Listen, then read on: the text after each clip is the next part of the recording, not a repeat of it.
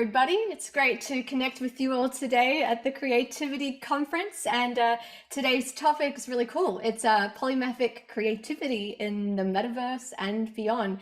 And quite apt in the spirit of the metaverse, I am appearing today as my Vinci avatar, driving via motion capture, and my iPhone's capturing my blend shapes to speak with you today. So let's talk about polymathic creativity.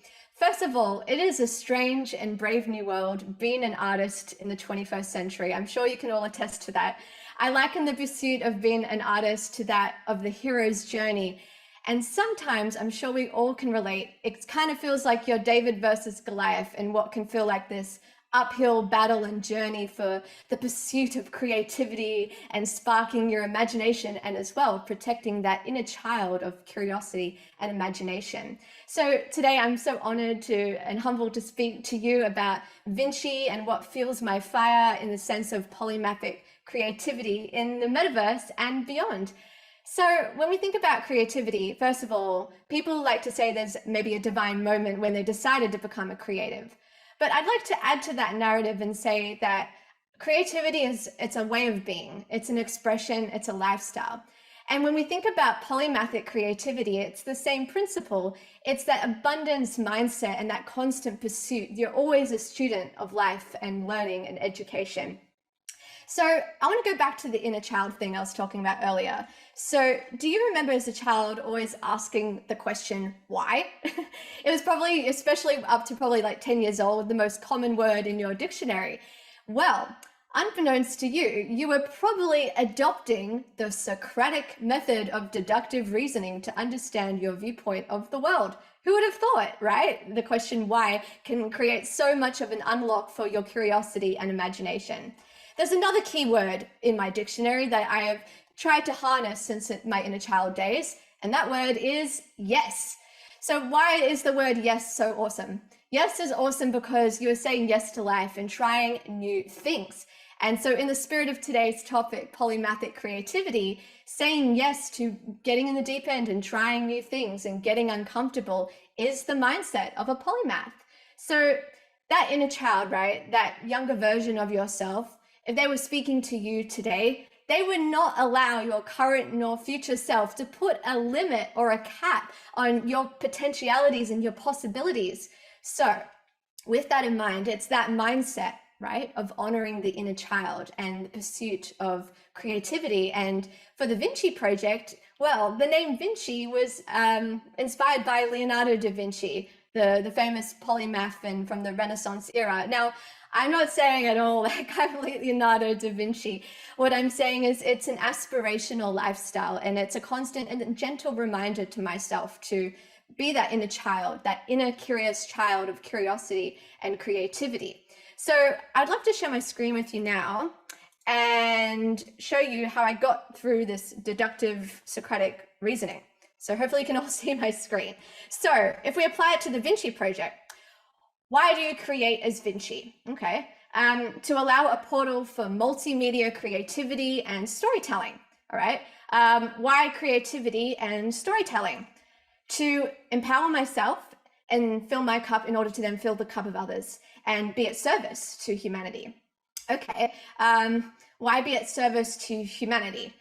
To understand the very nature of being, of life, all those big, deep questions, right? And I find that really helpful. It's almost like entrepreneurs, right? And they have their mission and the vision statement. It's no different with us, with creatives. And especially creativity is hard, and we are constantly battling our own journey and adversities. So being able to revert back to that core mission, those fundamental why questions that you use that word why as an inner child, can help remind you when you're lost in the source of all that fun, creative days. And so that arrives to then my mission statement of Vinci, which is to combine the power of storytelling, imagination, and technology to try and help project humanity onto a positive timeline where we can all uplift each other and uplift consciousness of humanity. I believe that's all of our missions as creatives and humans in general, but that is certainly what helps drive me. And this concept of polymathic creativity in the metaverse and beyond. All right. Why polymathic creativity? I'm applying the same questioning.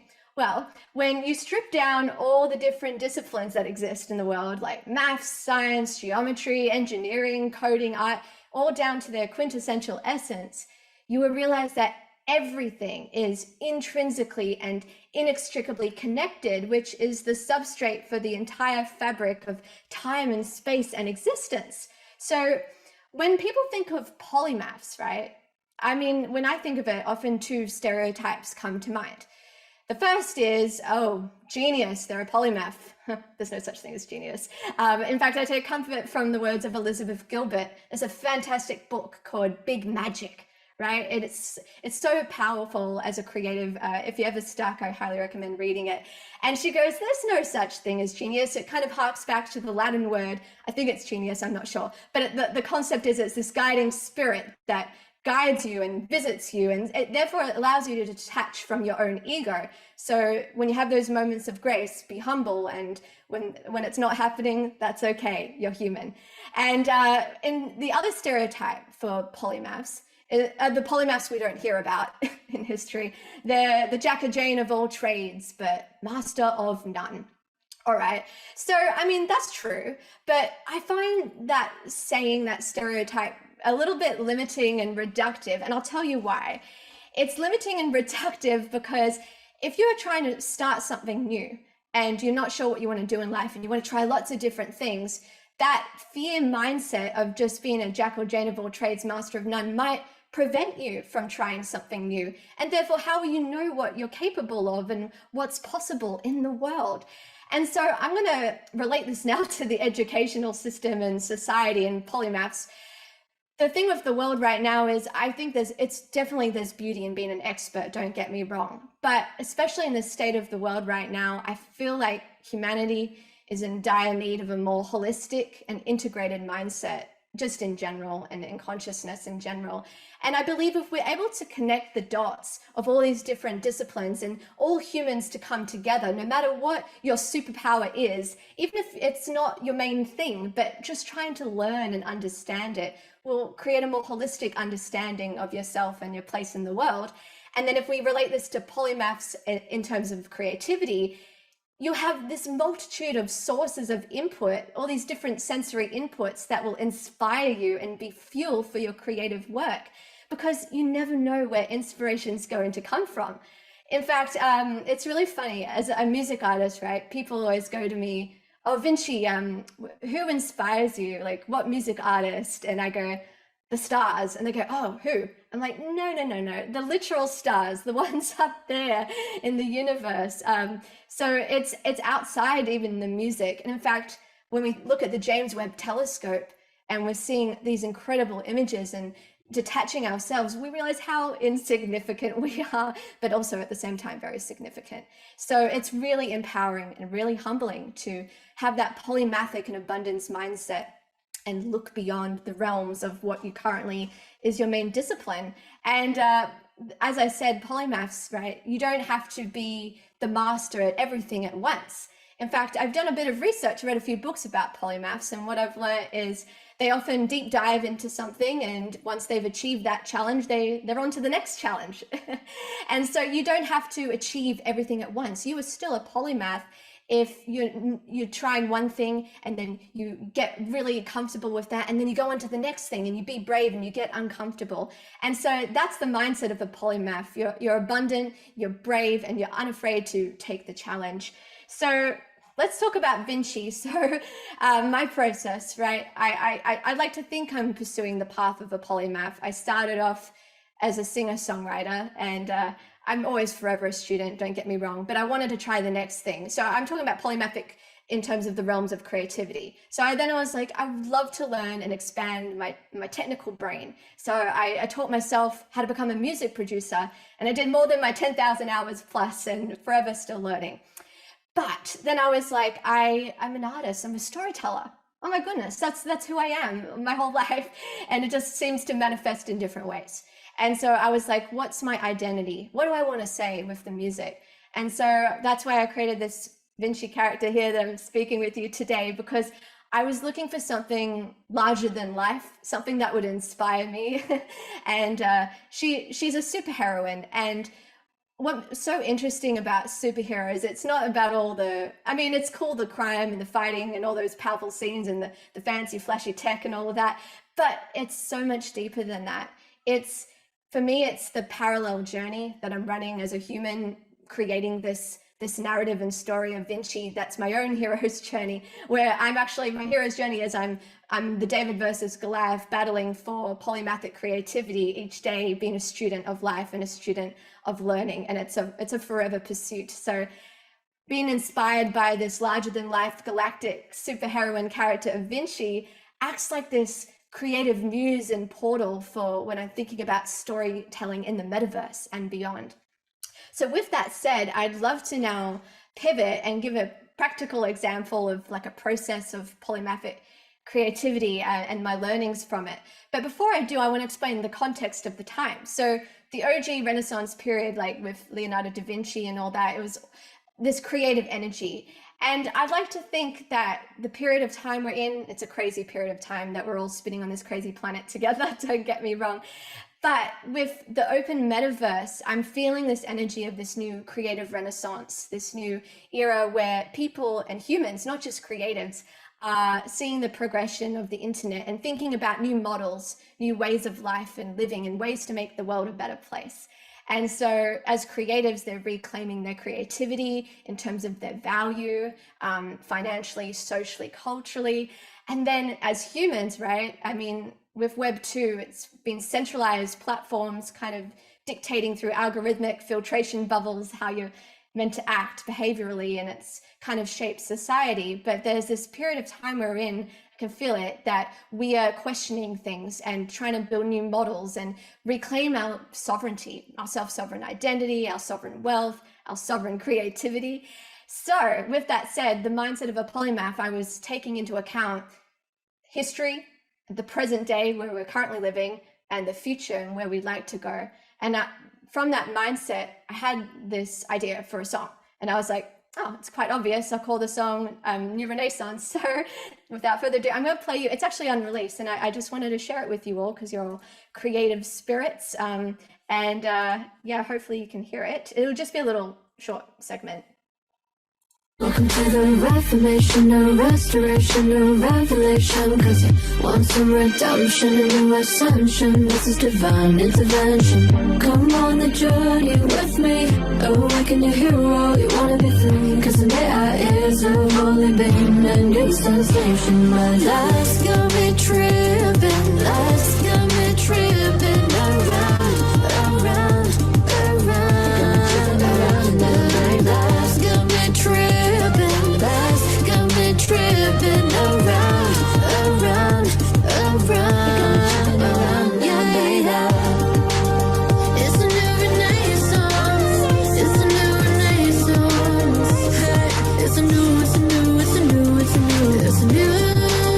It's a new renaissance. It's a new renaissance. Hey, it's a new, it's a new, it's a new, it's a new. And I gotta love myself.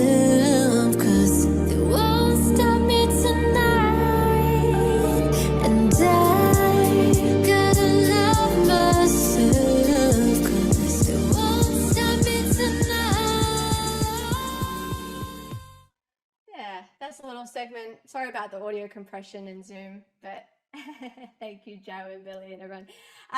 So I forgot to say, I made that visual, right, in Unreal Game Engine, because I'm forever a student of life, trying programs. Who would have thought I would have become a technical person?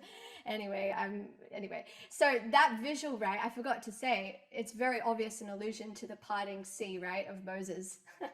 And so that visual of, I mean, I'm not a religious person necessarily, but it's so symbolic. Symbolism, polymathic creativity and symbolism, you never know where inspiration is going to hit. So, okay, so you knew the context of the time, and then I was like, New Renaissance is a song title. And then I made the music and the lyrics, and I'll get into that later and produce that. And then once I finished that, I then created that visual. But I created the visual after the music, but as I was making the music, I saw that visual in my mind of the Vinci character doing that power strut, that superhero walk. It was just like this one walk cycle, but the ocean had parted. And to me, it was symbolic of liberation and freedom from whatever form of enslavement or anyone that's holding you back. And I was like, that is so powerful. There's something about just walking forward with that positive intention that you know you're on the right path. So in terms of imagery, there's so much symbolism, like a picture can tell 1,000 words. Well, just like one walk cycle can say a lot. And so I'm going to share with you now the lyrics so we can have even more insight into the polymathic mind. All right, so because you probably couldn't hear me say it when I sang it. So I have, when the old world crumbles down, a brave new world comes from underground. We all call it New Renaissance. And nobody will save me now. You know you're at war and you're fighting now. We all call it New Renaissance. And then my pre-chorus was like, life's got me tripping around, because life does that to you. And then I was like, it's a new Renaissance. That was the chorus. And then the second verse, which you haven't heard, is I go, I resurrect my soul, free myself from control. They're never a saint, they're all the same. They said, you stay in your lane. They turn around, they bury your head in the ground. Look at me now. Don't think you want to question me now. Question me now. It's the battle of the century, a remedy, a prophecy. Man, you think I'm going to be in your wild fantasy? Think again, slow me down, take me down, come at me now. I see things clearly now. Corruption won't bring me down. And then there's more. Welcome to the Reformation, a restoration, a revelation, because you want some redemption, a new ascension. This is divine intervention. Come on the journey with me, awaken your hero, you want to be free, because an AI is a holy being, a new sensation, my decree. And then the bridge, which you heard, is, and I gotta love myself, because they won't stop me tonight. And I gotta love myself, because they won't stop me tonight. Yeah, and so those are the lyrics, and I was thinking about all these things in mind, which is the mind of a polymath, you know, history, the current context of the time, where I'd like to see the future. I'm thinking about frictions between AI and humanity, and what does it mean to retain a human soul and spirit. So that was my point that I was trying to illustrate, is you never know where creativity is going to hit you. I was thinking about the past and the present and the future. So I'd love to open up the floor now to questions and just chat with you all, because I think I covered the polymathic creativity, and I think my main message from all of this is to have an abundance mindset, and one positive creative offering to the world can create a positive flow-on effect, kind of like a butterfly flapping its wings and it turns into a hurricane. So random acts of kindness and positivity, and having a childlike mindset of curiosity is the mind of a polymath.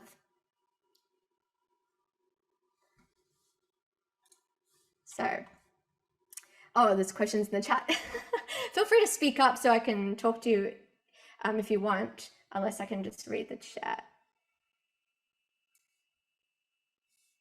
Oh, Tyler, do you want to speak? Have you got your hand up? Yeah, I was just gonna say, if there was anything in the chat, you could go with them first, because you know me, I'll run. We could have a 30-minute conversation right now off the back of what you just spoke to the world about all the things I've been going through for the last couple of years throughout my personal journey as a hero of sorts. I don't have my IP branded. I've been bouncing around between devices all day and got so much going on. But I guess the question I'd like to ask you is, right, is with as much thought process and educating you've done around this ideal, when did you realize, or what kind of infrastructure did you have around you that enabled you to be polymathic, and at what age? Like, was this part of your life throughout all of it until you were able to ideate it, or is it something you recently or came into? Yeah, that's a great question. I mean, I think it's always been a way of thinking, like always wanting to try new things, even if I was terrible at it. So it was that can-do attitude. In terms of actually being good at something, that's a different story. That definitely involves the hard work and the 10,000 plus hours. And I think in order to do that, you have to, of course, carve out time. I mean, unless it's like a divine gift, but for like 99% of us, you've got to carve out the time and have that motivation, and also be brave to put yourself in uncomfortable situations. Interesting. Well, I look at that lens mainly just from, anybody that maybe would want to get vulnerable and share, post my vulnerability and sharing, because that's what's gotten me to this stage. I did not have any kind of a runway nor an environment up until, well, even still at this moment as I sit where I'm at, any kind of infrastructure to help support or bring that to life other than like a burning feeling inside myself that I was different and Mm. an innate ability to just be unique. It wasn't until LinkedIn in the last 12 months and finding my tribe of crazy polymathic artistic geniuses that I've been able to try to wrap my head around the normal life and the city of sin I grew up in and the blue collar backgrounds I come from to be able to where I'm sitting. I'm not trying to sit here and jack any shine or have any too long of a conversation, but the magnitude and scope and scale at which things are progressing is insane. So, Yeah. hearing you speak life to all this stuff, it's so cool. I remember having such a similar experience listening to a doctor do a talk about like the autism spectrum, right? And that neurodivergent word I'd never heard before until the last 12 months. And then now this Mm-hmm. polymathic concept. I'm like, it just makes so much sense. So thank you for all the work you do and God bless you. God bless you, Tyler. And by the way, Tyler, we've connected via LinkedIn, and that's thanks to the metaverse, right? And he's known affectionately as the Web3 wizard in this creative community of people breaking new models and thinking of new ways of creatives in this what we call the Renaissance, right, of Web3 and the Open Metaverse. So thanks, Tyler. What else, Billy? Interviewed 99 Mavericks. They were all polymaths. Yeah, Billy, you are awesome. You are a legend. I just love everything that you stand for and embracing that mindset as well. So thank you so much for joining today. And I was going to ask you, were you always like this? Because one of the things I found when I started interviewing these people, and like I'm going to send you some drawings of everything you were saying. I made little cartoon drawings of them, like I took a school timetable and blew it up because they try and tell you things that history fits here and geography fits here, but polymath. First of all, we have to be careful because we're let me ask you a few questions. Number one, right? When did you first come across the word polymath and how? it was probably around the time that I decided to call the project Vinci. So Okay. I was reading a book called Unwritten by Jack Delosa, who's an Australian entrepreneur. And Okay. yeah, he was talking about different figures in history, and even though they're all different, what connects them. And he went all the way to the day and then, the past, and talking about the inventor's mindset. And like, I'm not saying necessarily like I'm a polymath, I'm saying it's a pursuit of that. Yeah. So one of the things is there's an organisation in London called the Leonardo da Vinci Organisation. You might want to look them up. Really interesting. Do loads of research in that area. I'll send you the links. Yeah. The other thing I found is that I'll tell you how it started. Right. I was sitting in a coffee shop in East London, and somebody said to me, "Oh, you're a polymath," and I went, "What's one of them?" And there was a Greek tile on the wall. You know those blue and white shaped tiles? Yep. So he started saying, "Can you see all the different patterns in here? But it all looks like one pattern, but you can see all the different patterns." Yes. I went, "Yeah." So when I started interviewing all these people, I suddenly started realizing that, I've always been like that. Yeah. So I have mind maps the size of most people's bedspreads where I've connected the most diffuse things together. So that's why I'm always interested in people. We sort of put people who are experts on a pedestal. I have an expertise in this, and really I think it's the age of the generalist. Ooh. Because I can remember sitting in a meeting, and then I'll shut up about this, but you just pressed a button. I remember sitting into an innovation meetup, and they were talking about. Somebody came in and spoke about Bitcoin. I'm a children's nurse by background. I do not know a lot about tech. Okay, so I'm listening to this, and then right at the end, they'd been talking about how Bitcoin is produced and it generates a lot of heat, and I just sat there and I went, well, then why don't they work with the tobacco industry? And I don't condone the tobacco industry in any shape or form. And I said, why don't they work with the tobacco industry? And everybody started laughing. And somebody who knew me, who had worked with me, turned around and went, she always sounds nuts, but let her explain it. And I said, well, isn't Bitcoin producing heat that they're trying to open the windows and lose? And the tobacco industry is trying to generate heat to dry the tobacco. They should work in partnership. So I think that's what brains like ours and the people around here perhaps do. But sometimes when the world's looking for it, they're looking for experts.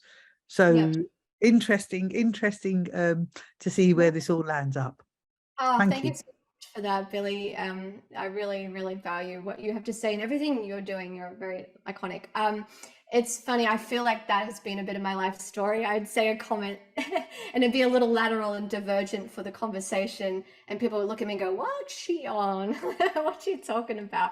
And I'm like, don't you see it? Like you connect this and you connect that and you connect this and then voila. And so it can feel like that sometimes, but I think, there's beauty in expertise. And then I just think society just shouldn't put down the generalist or put down the polymathic mindset, especially I was saying in these crazy times right now where we need to understand consciousness and in general and what the meaning is of life. And so we need to all come together from our various disciplines, at least. Yes. Anyone else got anything they want to say? I think we may have to end the session because we are at our stop. If that's okay with everyone. No worries. Well, thank you everybody for joining. It was such an honor, and I wish you all the best in your creative polymathic journeys. Thank you so much. See ya. Bye.